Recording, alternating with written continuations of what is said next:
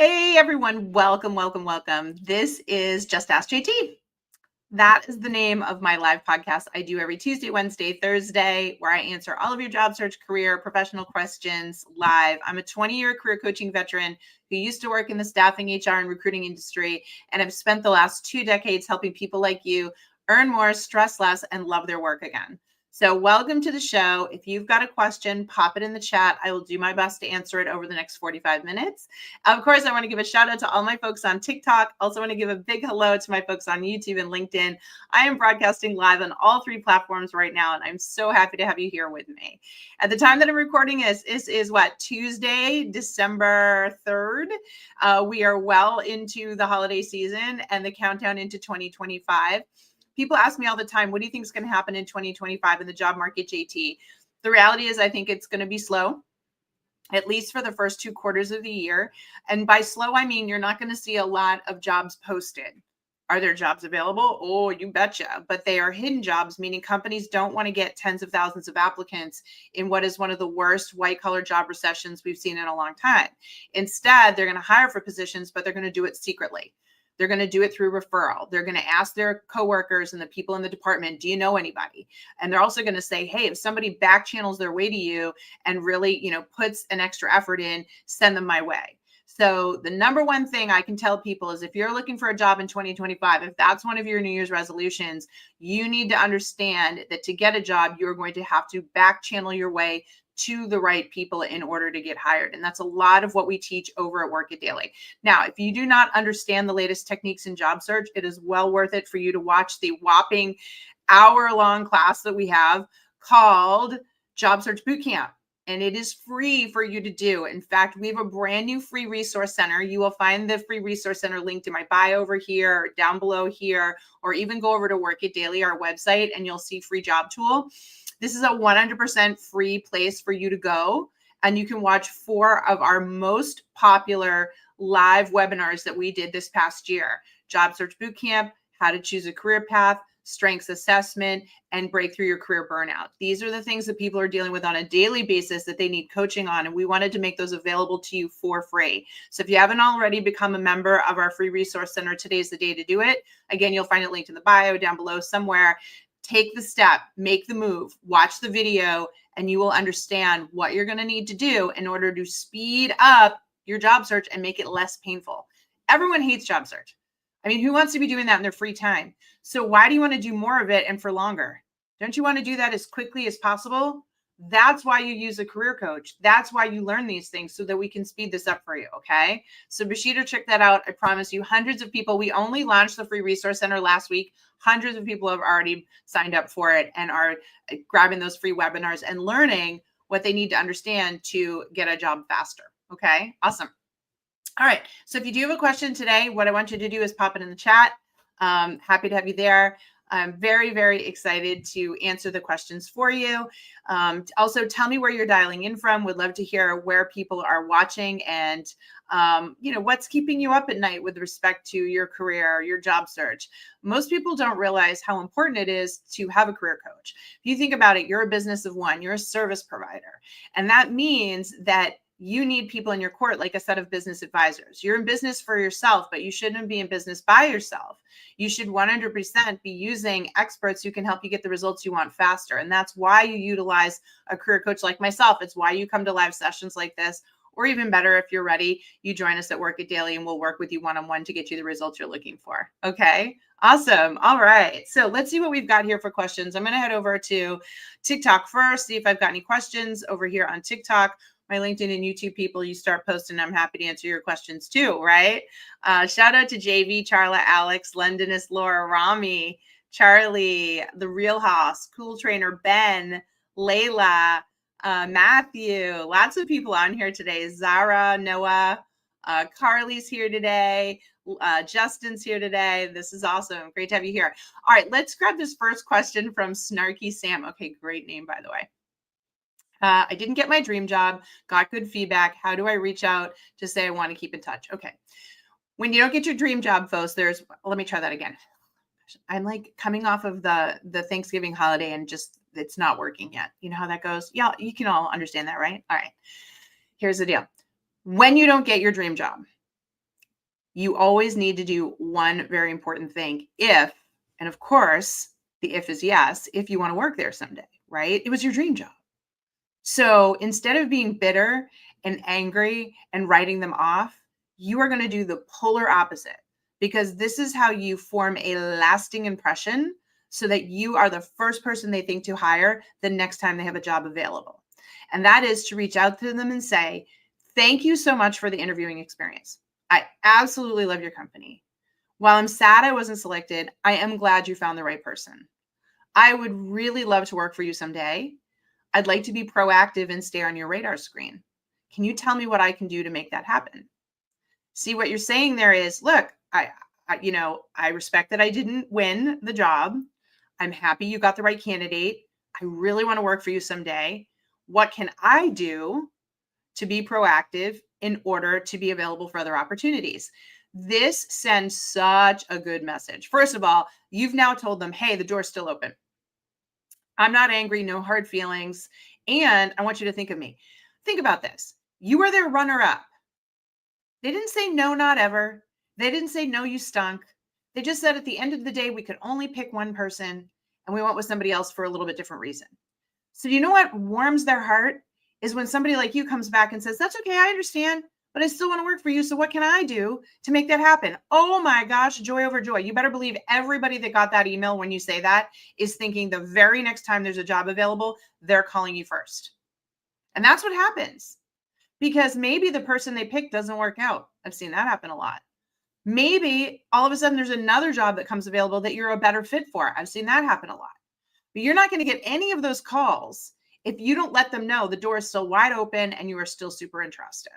So make sure that you send that email to everyone that you interviewed with in the process, so they're all on the same page. I guarantee you they will talk about it internally in the best possible way. And the next time there's an opportunity, you will get called. You will get called. Okay, you got this. Awesome. Great question. All right. Zara's saying, I keep losing to internal customers, or sorry, candidates, right? Okay. So I keep losing to internal candidates. Is there any techniques to help with this? All right, let's talk that through. Let me think about that. All right, so here we go. If you are interviewing and you're losing to internal candidates, so you're the external candidate, they're bringing you in and they're essentially comparing you to somebody that already works at the company. Why are they doing that?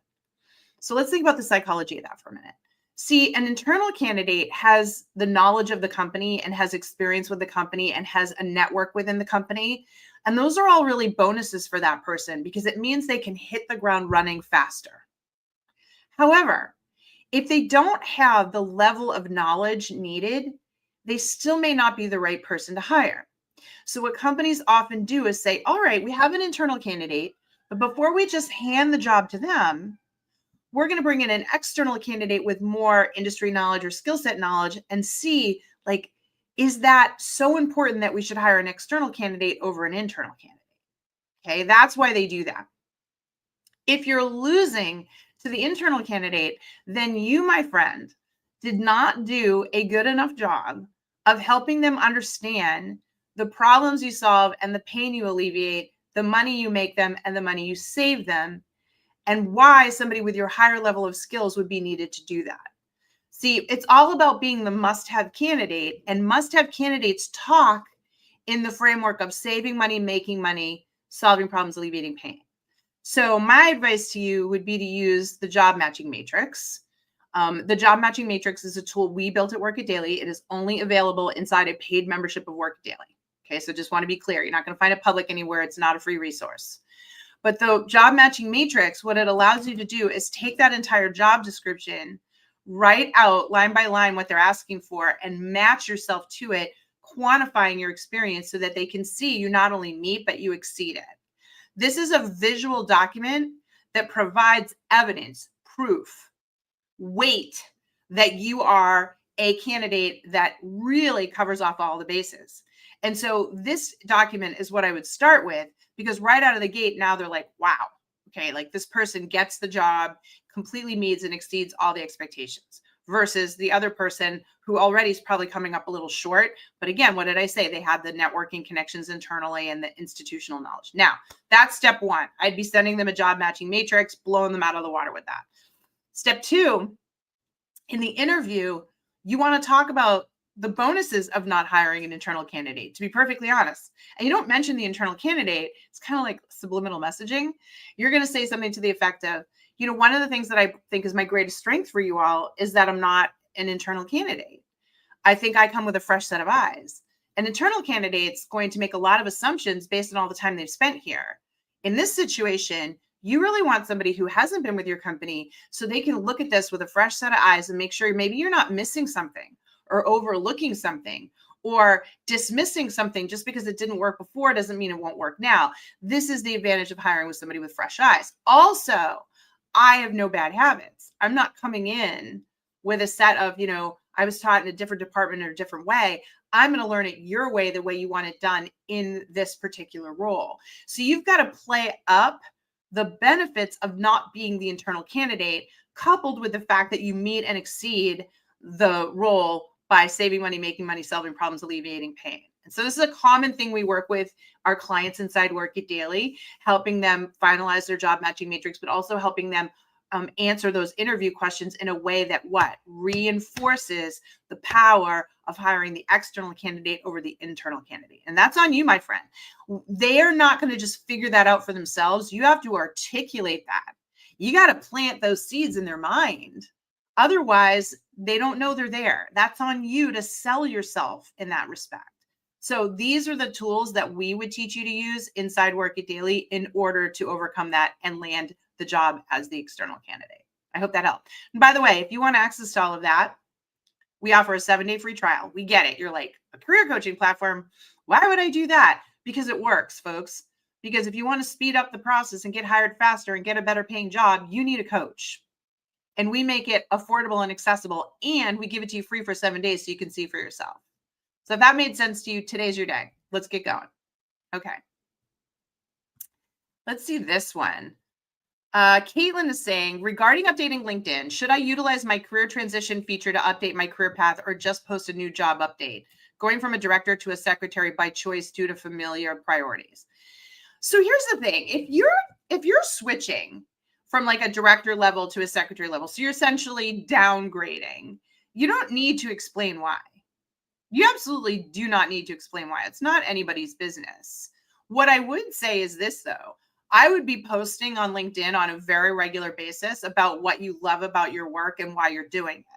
And then somewhere within your posting around the work and why you love doing it, you're posting on a daily basis, you're going to be able to slip in. This is one of the reasons why I decided to make a conscious shift away from, this role and into this role. You work it into other content that you're creating. But I don't think a formal announcement of why you made the change, that just feels awkward. It feels like you're trying too hard to convince people. You don't need to do that. Not at all, Caitlin. All you need to do is start posting about your skills and abilities. And at some point in time, you'll be able to kind of slip it in and make reference to it. But a formal post on it is absolutely not necessary. Yeah. Excellent. I hope that helped. Let's see who else. Shout out to all my TikTokers. So many of you on here today. And of course, my LinkedIn and YouTubers. Shout out to all of you as well.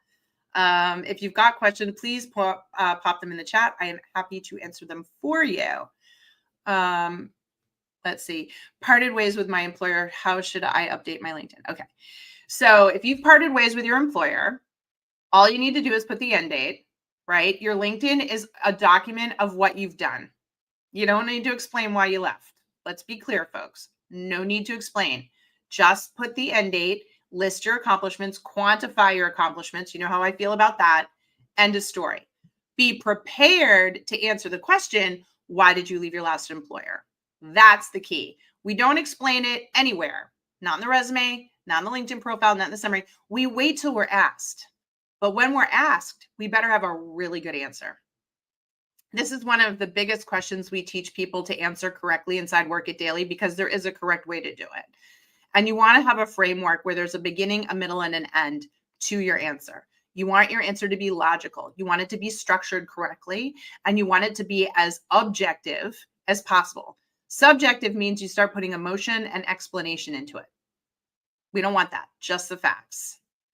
Here's what I did at the company. Here's why I left. Here's what I'm looking to do next. We have a whole formal structure for teaching people how to answer that question. But I can tell you right now, if you don't answer that question calmly, without any emotion, positively, right? And you can really focus on how you've learned and grown, you will get passed over. And that's hard to hear. But I can't tell you how many people wing it when they get asked that question and they bomb it. You need to put in some work and make sure your answer is correct. And for those of you that are like, just lie, keep it simple. Uh, You can lie if you want to, but do you know how many people get caught? It's unbelievable. And then they're like, I don't know why they didn't call me back. First of all, they can usually tell when you're lying or making excuses. Secondly, a lot of companies will do backdoor reference checking, meaning they'll go off grid and try to call a colleague and see what's going on.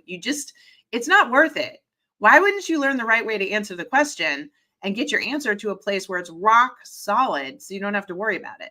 That's the real thing you need to worry about. Yeah, that's what you want to spend your time and energy on. Yep. Love it.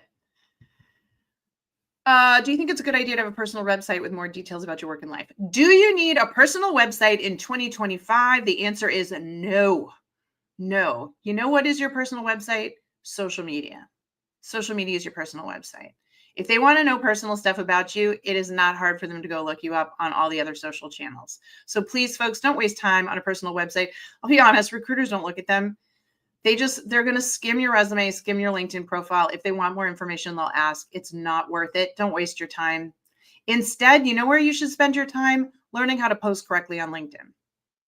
I posted today a comment. So inside our private community at Work It Daily, one of our members posted the most amazing story. I reposted it on LinkedIn if y'all want to go see it. But basically, this client listened to me when I said, if you want to get hired, if you want to get CEOs and recruiters and people notice, you need to start posting every day on LinkedIn, and you need to be posting videos so they can see that you know your stuff. So start all those questions that you get asked in job interviews, record yourself answering them and put them in your LinkedIn feed. This client listened. The story is amazing. A year ago, he had 5 conversations with the CEO of a company about a job and got ghosted. Okay. So he started posting content in July, like I told him to. Then he started posting video content, right? The CEO that ghosted him contacted him out of the blue and offered him a consulting gig. And when they got on the call for the first call, the first thing the CEO said to him was, I've been stalking you on LinkedIn on the videos. So he went from being ghosted to getting hired because of the content he was producing, the proof he was providing that he knows what he's talking about. Folks, that is the future of getting hired. I don't think you get it. And I'm going to be preaching it and preaching it and preaching it till y'all get it. The future of hiring will not be a resume. It won't even be a LinkedIn profile. It'll be your LinkedIn feed.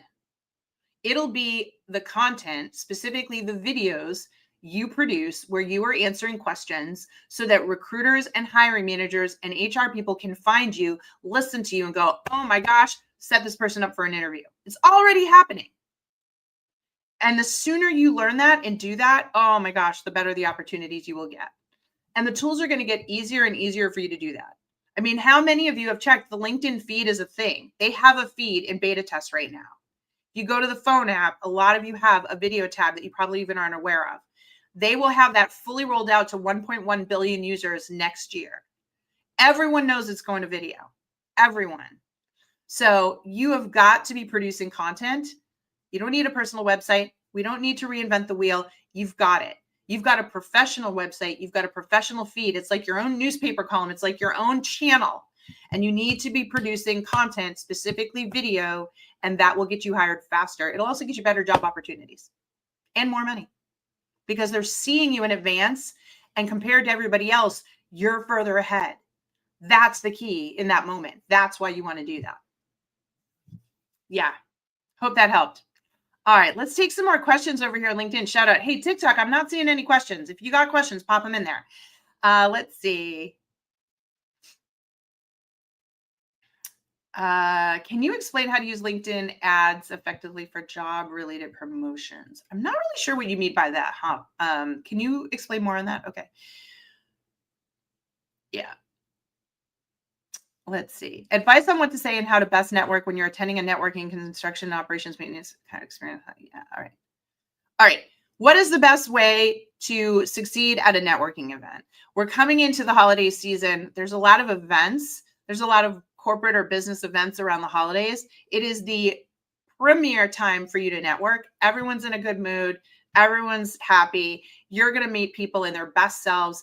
Absolutely go to these networking events. What do you say? What do you do? All right. Now, for many of you, it's totally intimidating, especially if you're going solo or if you don't know anybody there.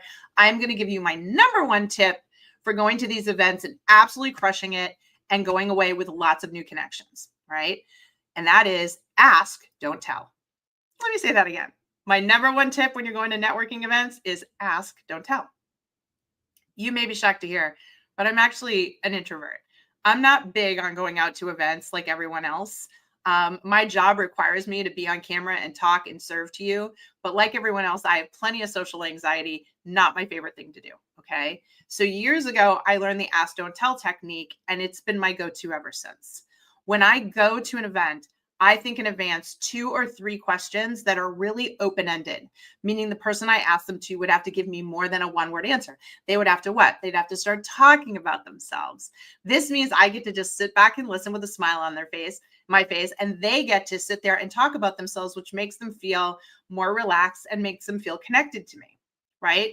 So for example, I might go in and say, I can't believe the end of the year is coming. What's the best thing that happened to you professionally in 2024?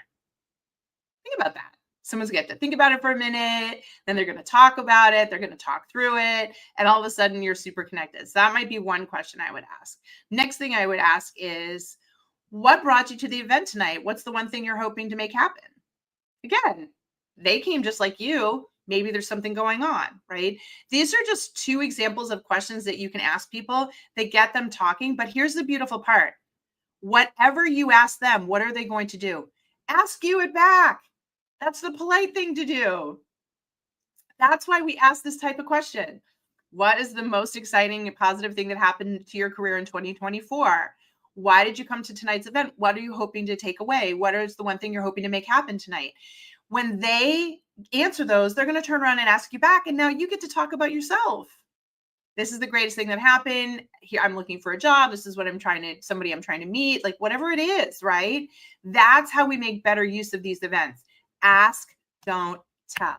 And when you go in with just a couple of questions, it's so easy to get the conversation started. The hardest part is walking up to somebody and saying, hey, my name's JT. How are you? Great. I'm networking here today. It's so awkward. I'm just trying to meet new people. So can we chat a bit? Sure. What was the greatest thing that happened in your career in 2024? Right? What brought you here tonight? What are you looking to make happen? These are simple and easy things that you can do that are immediately going to connect you to people. And once you do that, you're going to leave making new friends. Okay? That easy. I'm telling you, that easy. When I learned it, it was a game changer for me, and it'll be a game changer for you too. Awesome. Very good. I love it. I love it. Good job, folks. How much notice should I give if I've been in a role for 3 weeks? How to verbalize leaving for a better opportunity? Ooh, I love this question. Here we go. So you've been at a job 3 weeks, you got a better job offer. How do you resign? This is a fantastic question. This is going to happen to a lot of you in the coming year. You're going to take a job and then a better job is going to come along. In this kind of economy, that happens a lot, okay? And you have to do what's best for you. If it means taking the better job, you take the better job. Now, here's my advice. The first thing that you're going to want to do is give them 2 weeks notice. That is the respectful thing to do. They may not keep you for the 2 weeks. They might walk you to the door, but you offering 2 weeks is the right and respectful thing to do. Okay. Second thing is you're going to go straight to your manager, talk to them first. Please don't tell anyone else in the organization. Don't tell your coworkers, your peers, nobody. The moment you have this new, better paying job and you know you're leaving, you go to your boss. They have to be the first one to hear it. Let me tell you why. Because if you go tell other people or you consult other people, the moment you leave, they're going to backstab you and tell the boss that you told them first. You will never be eligible to be hired there again. And you never know. Might not work out at the other place. You want to try to leave the door open here if you can. Okay. So you're going to go straight to the boss, the person that hired you, and say, I need to meet with you. Something very unexpected happened. A dream opportunity came along. It's once in a lifetime and I need to take it. And I know I'm letting you down and I know I'm disappointing you because I've only been here 3 weeks, but for the sake of my own career and, professional livelihood, I have to take this opportunity. I will definitely give you 2 weeks notice. I will do whatever you need me to do in these next 2 weeks. Again, I wish it could be different, but this is a once in a lifetime opportunity and I have to take it for the sake of my own career. That's it. That's it. That's all you're going to say and do. Okay. That's it. And, everyone gets worried that they're going to get mad. They're going to like throw things and get angry. They're going to be disappointed, but that's the way it goes. Right. And so you get it out there and you work through it. Like I said, most of the time they won't even make you work the 2 weeks. But if they do, you do the best that you can because you want to close that chapter positively. All right. That's how you resign when you've been at a place a short while. Okay. Those are the most important steps you can take to really just leave with your reputation intact. They might be really angry that you're leaving or disappointed that they hired you only to lose you. But at least from a professional standpoint, you did the things that were the right things to do. Awesome. Good question, by the way. I love that question. Let's see what other questions we have. I've been told to be selected as a backup candidate for future requirements. Should I keep hope? Yeah, absolutely. Absolutely. How I'm meeting a hiring manager for a job I didn't get. Is it okay to ask why I didn't get the job? Ooh, love this question. Okay. So you didn't get the job and now you have a chance to talk to the hiring manager. Should you ask why you didn't get the job? The answer is no. Yeah, the answer is no. And let me tell you why. Putting them on the spot like that is not a good way to forge a relationship. You want to build a relationship with this person. They could refer you to other opportunities. They could hire you down the line. You had a shot at the job. You didn't get it. The hiring manager didn't say no, not ever. It was no, not today. That's it. You have to accept their decision. That's it. Okay. And if you can respect that, you are going to earn so many more points. In fact, the hiring manager might voluntarily offer up and tell you why you didn't get the job, which would be great if you get that feedback, but you do not ask. Instead, you focus forward. You say to this hiring manager, I really enjoyed the process with you all. I would love to work for you someday. Talk me through what that looks like. What do I need to do to stay on your radar screen? What can I do to build my skills? I really want to be considered for future opportunities. That's what you're talking about. Forward. That's what you spend the time building this relationship with this hiring manager. Like I said, they may volunteer the information, but you do not ask it. Okay. You are focusing forward on getting the next job. That's what this conversation is all about. And I'll tell you something, you are taking the pressure off that hiring manager. They are going to respect you so much more for not making it uncomfortable that they're going to want to do everything in their power to help you. And that's what you're trying to make happen anyways. Yeah. Love it. Great question. By the way, folks, a bunch of you are saying, oh, JT, I like the way you said that. Can you say it again? No, because this is recorded. All you have to do is go over to YouTube. Go over to Work It Daily's YouTube channel. I have every single one of my live podcasts there for you to rewatch. That's it. How great is that? Go over, follow us on YouTube, and you get access to all the podcasts, all the recordings. Go back and listen to it as much as you need. Yeah. Love it. Love it. Let's see. What else do we have here? Let's see what's going on.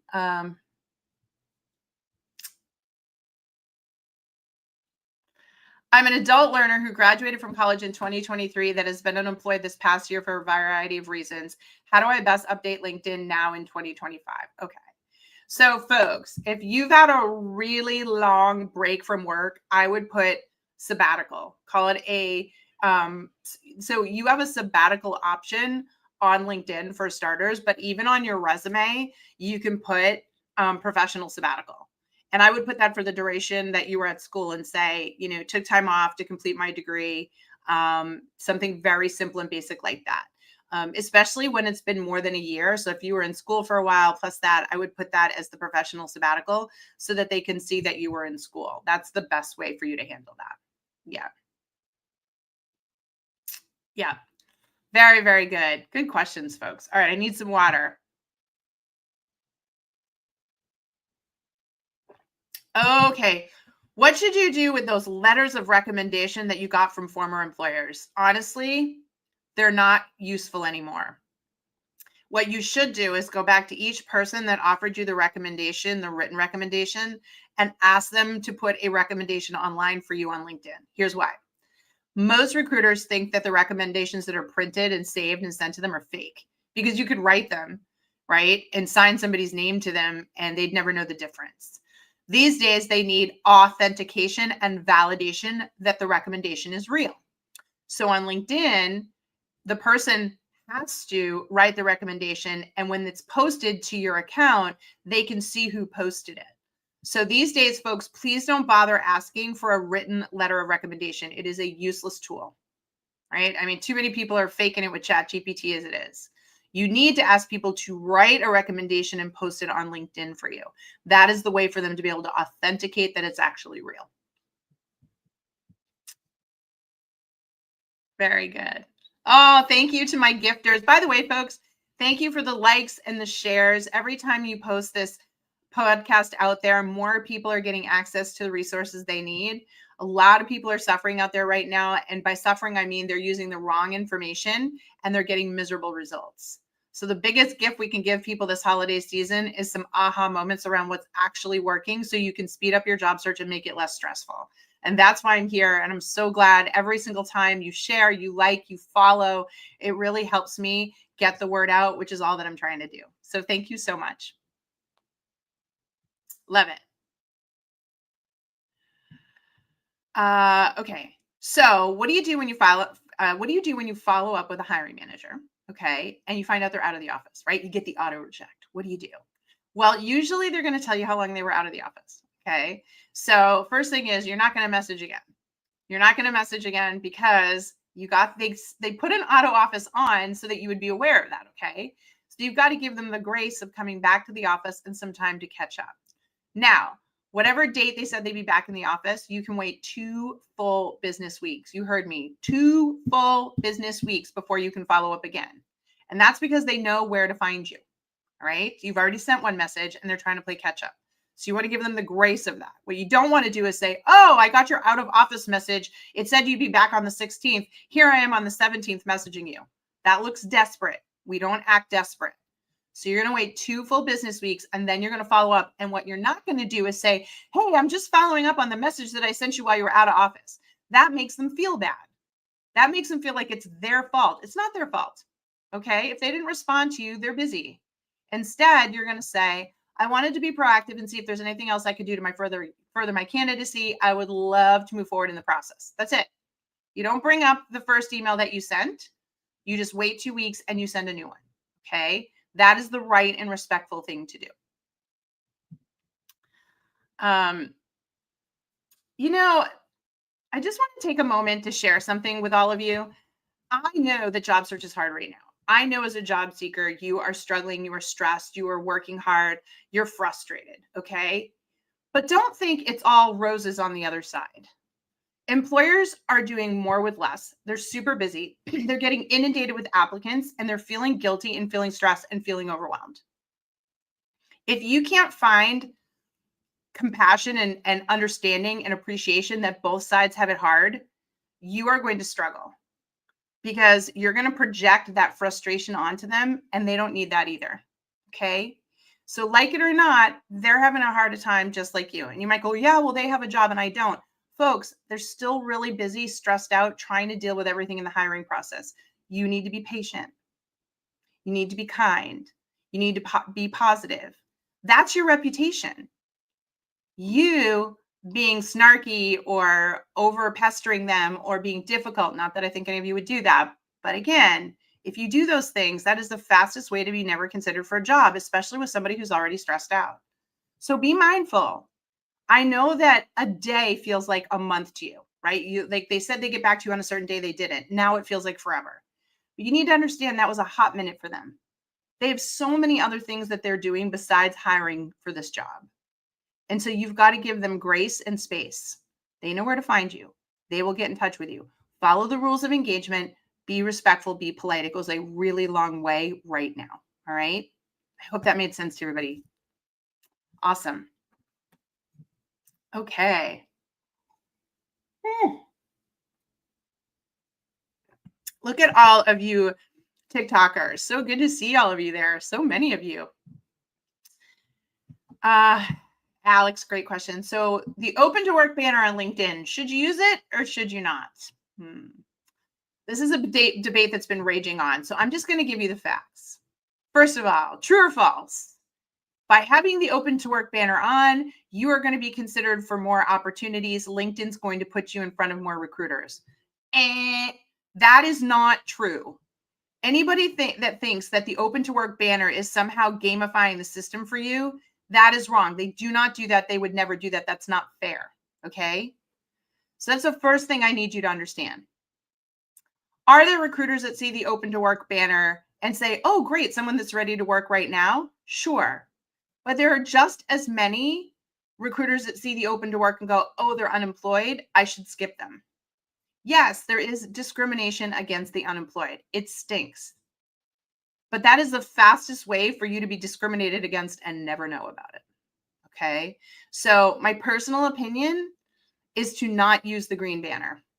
I would not use the green banner right now. Okay. I would turn it off. If you feel like you have to have it on there, that is totally your call. And if you want to try 2 weeks with it on, 2 weeks with it off, that's totally your call. I am just telling you fact wise, there's no statistical evidence that a game gives you any competitive advantage because it doesn't. They can't do that. And again, it opens you up for discrimination. So, me personally, I'm not a fan. I don't think you should use it, but it's always your call. Okay. I love this question. So you've seen a job posting, it's been up for over a month. Should you apply? All right. Well, the first thing you're going to do is actually go over to the company's actual careers page. The mistake I see a lot of people making is they're on job boards right now and they're seeing a lot of older jobs. Good chance those jobs aren't even available anymore. So you have to go first and verify that the job is still posted on the company's corporate website. Go find their website, go find their careers page, and make sure the job is still open. If the job is open, apply there. Okay. But let me be honest, it doesn't mean that you're going to get any kind of call. The chances are slim. So, what you do then want to do is try to find somebody in the department. So, I would get on LinkedIn and look at the company and say, all right, who would have the job titles of people that would work in the department with that job? Okay. And I would ask them to connect on LinkedIn. I would send them a connection request and say, hey, I have a quick question about your company. Can we connect? When they accept the connection request, you can say, I hope you don't mind me asking. I saw this job posted on your company's careers page, but I'm not sure if it's still live anymore. I'm not sure if it's still available. Would you happen to know who I could check within your organization to see if it's still an active job posting or if it's already been filled? That's a totally viable thing. You're not asking them to get you the job. You're just saying, hey, this job's been posted over a month. I can't tell if it's still active or not. Would you be able to put me in touch with who could answer that? Now, the great thing about it is this person might, if they know if the job's open or not, they'll tell you, or they might head you over to recruiting or HR and get your foot in the door, right? So this is one of the back channeling techniques, one of many that we teach inside Work It Daily to help you get to the right people. That is what I would do when I see an older job posting.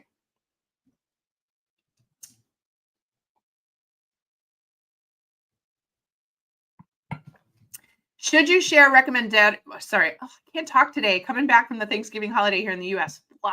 Okay, here we go.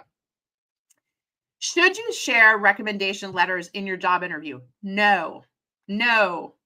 It looks really pretentious and desperate. Okay. If they want a letter of recommendation, they will ask you for it. More likely, they will probably seek an actual reference from someone.